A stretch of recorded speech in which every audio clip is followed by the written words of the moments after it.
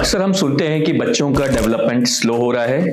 Slow का मतलब उनमें चलने में दिक्कत आ रही है, या जिस टाइम पे उनको खड़ा होना चाहिए, वॉक करना चाहिए, वो चल नहीं पा रहे हैं, या हम उम्र के तरह वो वर्क नहीं कर पा रहे हैं। अब हम जब इन बच्चों को देखते हैं तो हमें पता चलता है इन बच्चों को सेरेब्रल पैल्सी है। नमस्कार दोस्तों, मैं doctor Kunal Barauni, senior consultant neurologist.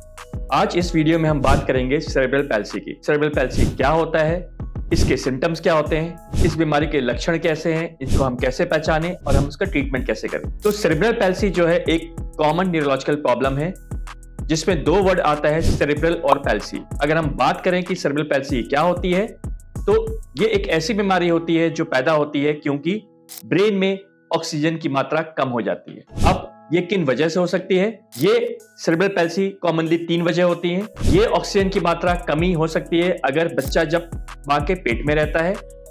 दूसरी कॉमन वजह होती है जब बच्चे का बर्थ हो रहा हो, उसके जन्म के टाइम पे। तीसरी वजह होती है कॉमनली जब बच्चा पैदा होने के जस्ट बाद कुछ प्रॉब्लम हुई हो। अगर इन तीनों की वजह से बात करें तो सबसे कॉमन हम 80% में कहते हैं जब बच्चा मां के पेट के अंदर रहता है। इसमें क्या वजह होती है?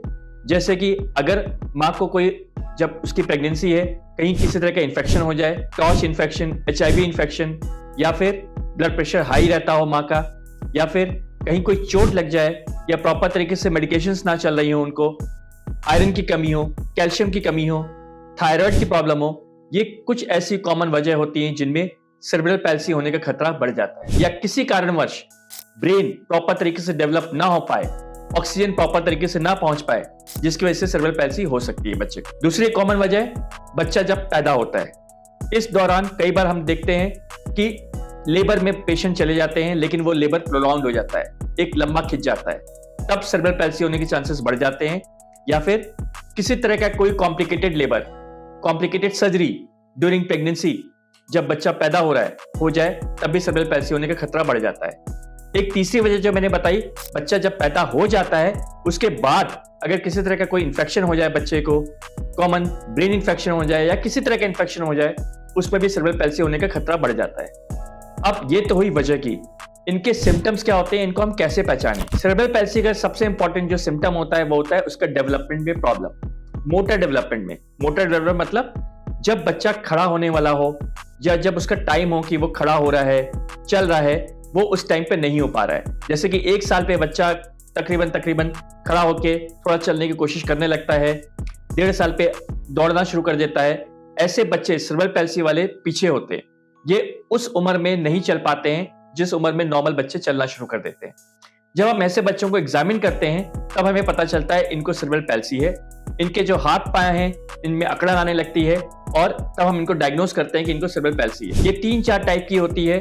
इसमें स्पास्टिक सेरेब्रल पैल्सी भी एक कॉमन टाइप का सेरेब्रल पैल्सी है। अब हम इनको डायग्नोज कैसे करें? ये सिम्टम्स के आधार पर डायग्नोसिस हम बनाते हैं सेरेब्रल पैल्सी का। कुछ इन्वेस्टिगेशंस भी करते हैं, जैसे ब्लड इन्वेस्टिगेशंस है, कभी कभी हमें MRI की करनी पड़ती है, EEG हमें करनी पड़ती है, तब हम बता पाते हैं कि सेरेब्रल पैल्सी है। अब हम इसको ट्रीट कैसे करें? सेरेब्रल पैल्सी का जो ट्रीटमेंट है वो केवल और केवल न्यूरोलॉजिस्ट ही नहीं बल्कि एक मल्टीडिसिप्लिनरी टीम करता है, जिसमें एक न्यूरोलॉजिस्ट की मुख्य भूमिका होती है। हम ऐसे बच्चों को देखते हैं, उनको एग्जामिन करते हैं।